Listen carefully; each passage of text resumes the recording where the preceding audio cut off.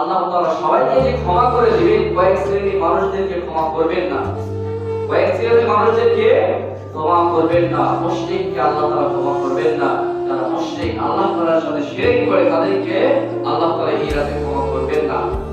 মুশরিক এমন হতে পারে যে আল্লাহ তাআলার সাথে কাউকে শরীক করছে, মনে করছে আমি শিরক করছি, এটা শুধু শিরক নয়। কিন্তু আমাদের মাঝে এমন মানুষ রয়েছে প্রতিনিয়ত আমরা শিরক করে যাচ্ছি, কিছু বুঝতে পারছি না। যেমন আমরা মনে যদি আমাদের একটু খেয়াল আসে, ধ্যান আসে, আমরা যেটা পারে অমুক ব্যক্তিটাও সেটাই পারে, এটাও শিরক, এটা করলেও মুশরিকের খাতায় নাম চলে যাবে। এই জন্য শিরক আমাদের মাঝে প্রতিনিয়ত অনেকের মাঝেই হয়ে যাচ্ছে, আমরা বুঝতেই পারছি না বন্ধু। শিরক যে গুনাহ তাদের মধ্যে আছে, আল্লাহ তাআলা তাদেরকে ক্ষমা করবেন না।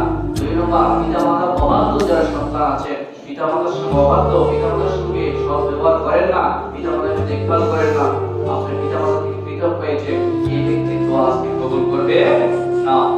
তৃতীয় নম্বর, আত্মীয়তার ছিন্নকারী, আত্মীয়দের একটা বন্ধন রয়েছে, মহাব্বত রয়েছে, আপনি গন্ডগোল ফাসাদ আছে, গন্ডগোল হওয়ার পরে আপনি আত্মীয়তা ছিন্ন করেছেন, পৃথক হয়ে গিয়েছেন, তাদের দোয়া কবুল করবেন। অবশ্যই অবশ্যই যদি কোনো হারাম পন্থায় তাদেরকে বিলুপ্ত না হওয়ার কারণে, হারাম যদি না হয় এমন করে মিল থাকার জন্য, যেমন অনেকে আছে সুদ ঘুষের মধ্যে নিয়োজিত রয়েছে, আপনাকে যদি ওর সঙ্গে সম্পর্ক রাখতে হয়, আপনাকেও সুদের মধ্যে ঢুকতে হবে, আপনাকে ঘুষের মধ্যে যেতে হবে। তাদের থেকে আলাদা বলে সমস্যা নাই, শরীয়তে কোনো বাধা নাই। কিন্তু যদি অবশ্যই আপনি আপনি যদি গন্ডগোলে বা কিছু করে আপনার সম্পর্ক বিচ্ছিন্ন করেন, সেই ব্যক্তির দোয়া আল্লাহ তাআলা আজকে কবুল করবে না। এই জন্য যারা সুদের মধ্যে থাকে, ঘুষের মধ্যে থাকে, বিভিন্ন আরো একটা হাদিসের মধ্যে বলছে, ছোট্ট একটা আমাদের মাঝে প্রতিনিয়ত যাদের মধ্যে ভুল হয়ে যায়, কাপড় নিচে কাপড় যারা পরে তাদের আজকে দোয়া কবুল হবে।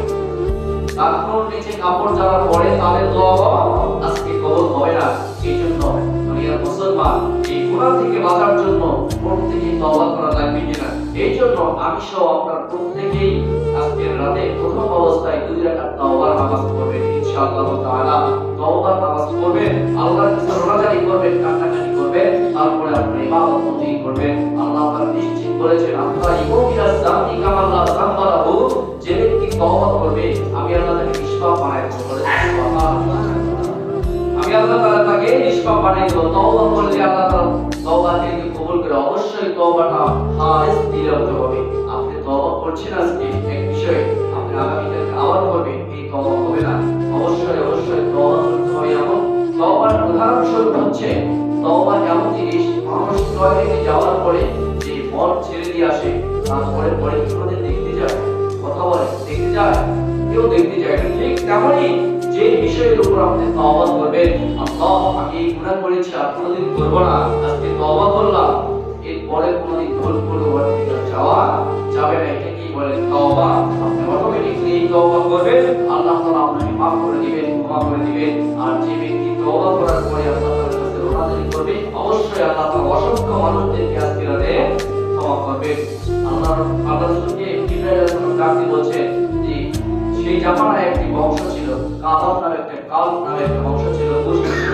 সেই গোষ্ঠীর বংশের অনেক বড় ভেড়ার পাল ছিল, বকরির পাল ছিল।